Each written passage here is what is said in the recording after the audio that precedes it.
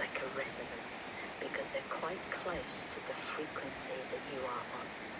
Right? There'll be people on this frequency as well with you. You'll feel amazingly aligned to those people because they'll be on the same frequency as you. But let's just say there's light nodes everywhere, yeah? Because there's loads.